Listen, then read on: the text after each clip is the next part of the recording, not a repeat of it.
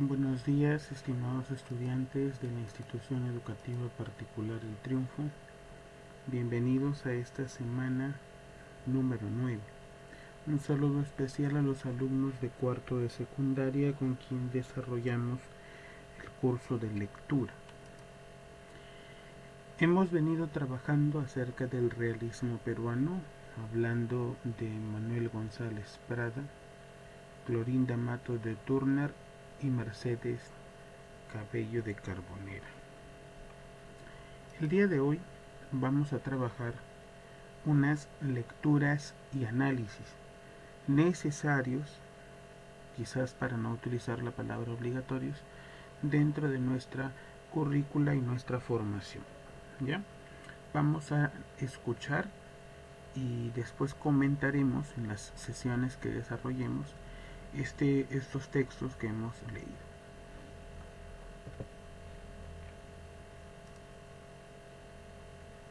Institución Educativa Particular El Triunfo. Piura. Tema: el realismo peruano. Lecturas. Análisis del discurso en el Politeama Manuel González Prada. 1. ¿De qué trata el texto? El autor manifiesta a través del texto la indignación por la situación en la que el pueblo peruano estaba afrontando en esos momentos, la calidad de gente que gobernaba el país al llevarnos a la derrota y los problemas que lo azotaban. Lo más resaltante es la forma caprichosa del escritor al considerar las faltas ortográficas hacia la lengua castellana en su libro, pues las usa como expresión rebelde. 2. ¿Qué tesis defiende el autor? González Prada da a entender que en las manos de los jóvenes está el cambio del país para un futuro consolidado y mejor, aquello que nuestros antepasados no lo construyeron y más bien lo arruinaron. El autor nos exhorta a defender nuestro territorio peruano con otras ideas, a amarlo y sentirnos parte de él. A sembrar el respeto y valentía hacia nuestra bandera. Nuestra ignorancia y nuestro espíritu de servidumbre, que hasta nuestros días lo seguimos teniendo, es lo que nos lleva a seguir dependiendo de otros que nos hicieron creer que somos inferiores. Lo único que nos falta es creer un poquito más en nosotros mismos, sentir que somos capaces de fijarnos una meta, empezar con dar un paso al frente y no rendirnos hasta lograr nuestro objetivo trazado. 3. ¿Usted piensa que la idea está vigente o ya está obsoleta? Sí, por supuesto que la idea sigue vigente, lamentablemente. A pesar de los años transcurridos, la idea se amolda a nuestra realidad actual, gobernantes sin criterio que están al mando de nuestro país y no nos permiten desarrollarnos internacionalmente. Además, lo que parece un problema de nunca acabar es la discriminación, sobre todo hacia las personas de rasgos autóctonos, y lo irónico es que entre nosotros los peruanos nos marginamos sumergidos en la ignorancia que nos caracteriza desde la época de González Prada, es por ello que nos sentimos inferiores, resignados y aceptando la realidad en que vivimos. Nos desesperamos, nos desalentamos, sin darnos cuenta que nuestro país es rico en todo sentido, y no lo sabemos aprovechar. 4. Opinión general es un discurso fuerte sin duda, sobre todo por la ortografía, definitivamente critica mucho la ignorancia que existía a su alrededor. González Prada, al margen de sus ideas anarquistas, era muy realista. Este discurso fue escrito apenas terminada la guerra con Chile, cuando todo mundo se preguntaba qué había llevado al Perú a una situación tan desastrosa como no se había vivido jamás en toda su historia republicana. Si bien las palabras de González Prada tienen una autocrítica a muchos sectores de la época, es notoria su ignorancia en algunos temas que lo llevan a expresarse con esa ligereza de cosas que no conoció. La guerra no solo demostró nuestros males, sino también todo lo bueno que puede ofrecer un pueblo en defensa. Análisis de la obra Aves sin nido de Clorinda Mato de Turner. Don Fernando Marín, minero, y su esposa Lucía se identifican plenamente con el sufrimiento de los indios de Quillac, cooperan con el dinero al indio Juan Yupanqui para protegerlo de los cobros injustos a que lo sometían el cura Pascual, el gobernador Sebastián Pancorbo y los vecinos blancos.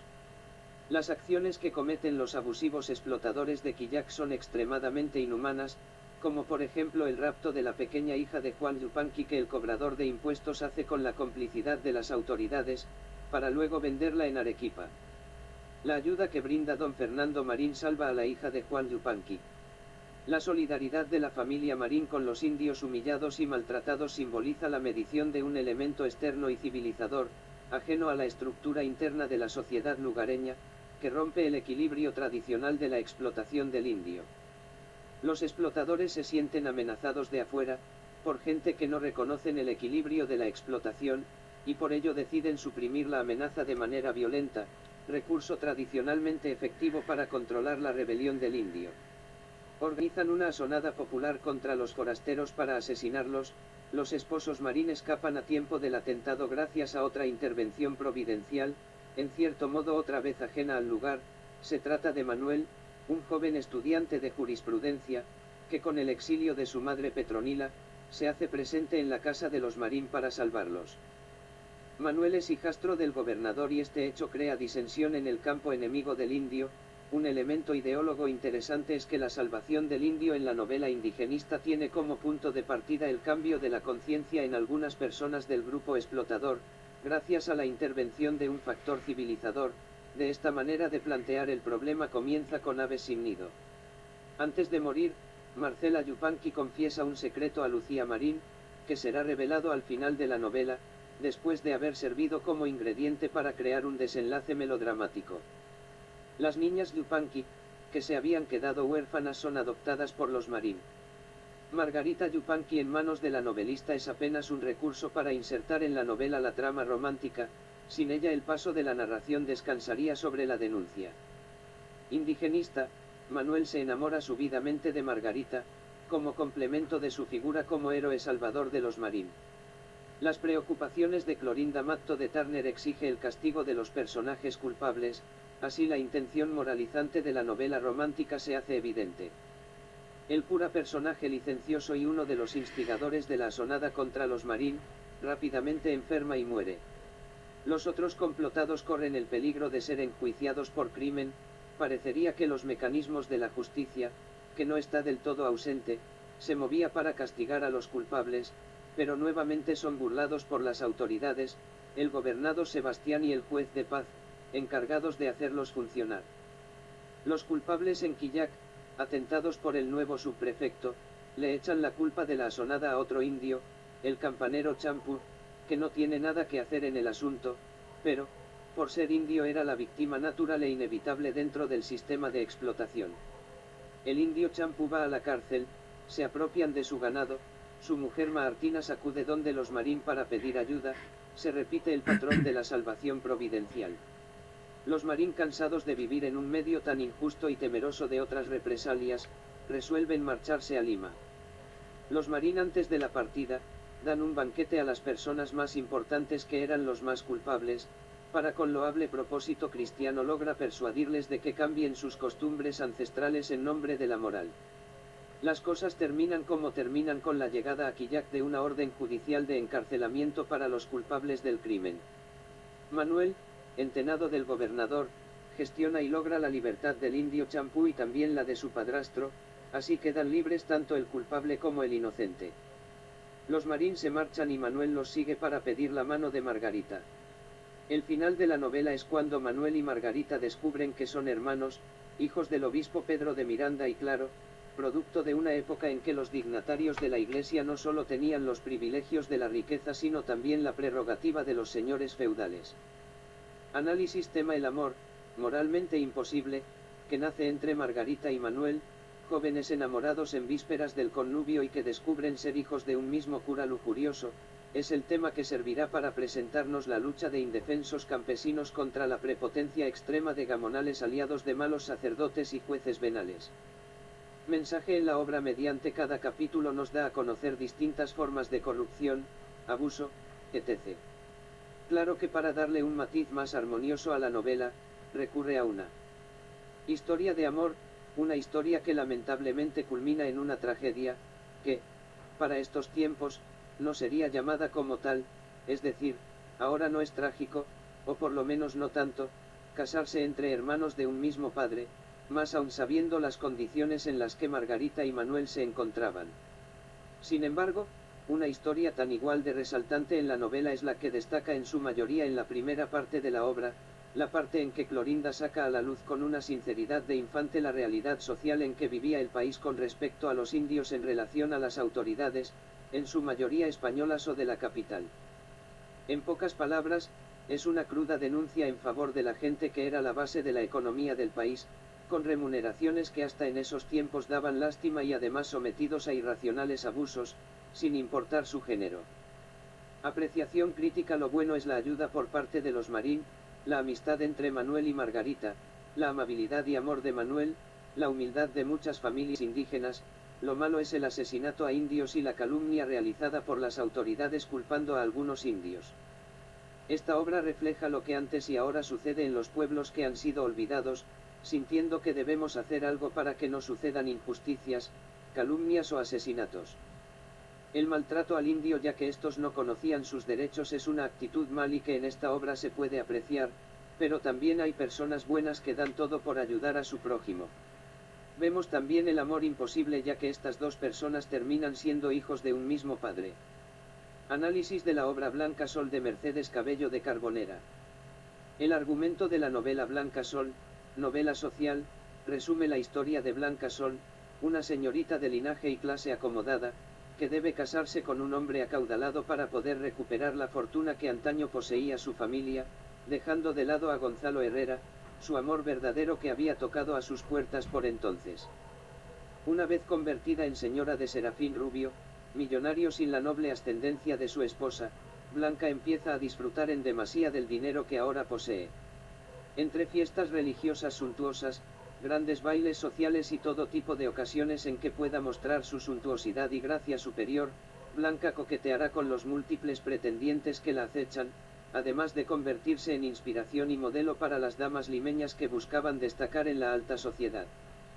Uno de estos pretendientes, Alcides Lescanti, será su más férreo admirador y motivado además por una apuesta entre amigos conquistadores también de cuanta doncella les sea apetitosa, buscará convertirse en amante de la S.R.A. de Rubio, objetivo que le será imposible de conseguir a causa de la evasión y juego constante de ella. La relación con Blanca le resulta frustrante a Alcides, quien llega a enamorarse y volverse títere de su amor. Desmoralizado al verse convertido en conquistado y no conquistador, busca deshacerse de su pasión ayudándose de Josefina, una empleada de Blanca cuya inocencia, moral y espíritu bondadoso lo deciden a dejar su vida libertina e inclinan a sentar cabeza. Convencido entonces del juego que había montado Blanca con él, Alcides decide alejarse de ella y pretender a Josefina hasta convertirla en su esposa. Blanca, quien para este momento se había enamorado de Alcides, trata infructuosamente de reconquistarlo. En medio de todo esto, Serafín Rubio, convertido por influencia de su esposa en ministro de Estado, empieza a tener serios problemas financieros que lo obligan a realizar grandes préstamos e hipotecar sus propiedades. El despilfarro exorbitante de Blanca lleva a su marido a la quiebra, que junto con el desprecio y las mentiras de su mujer acaban por enloquecerlo.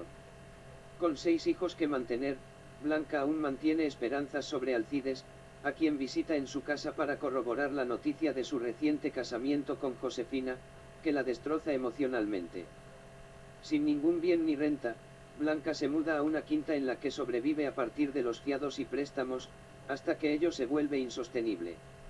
Ante esta situación, y llena de rencor y ansias de venganza hacia la misma sociedad que alguna vez la admiró, se vuelve prostituta y hace de la quinta su lugar de trabajo. Por su parte, Alcides vivirá felizmente su matrimonio y Serafín permanecerá encerrado en el manicomio de la ciudad. Gracias. Yo me quedo en casa.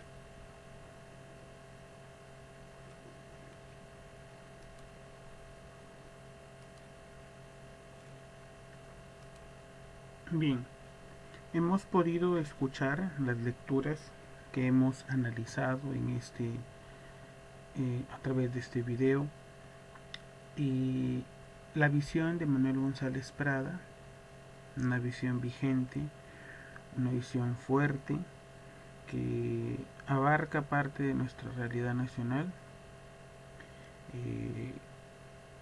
El mensaje que Clorinda Matos de Turner también plasma en su obra es importante.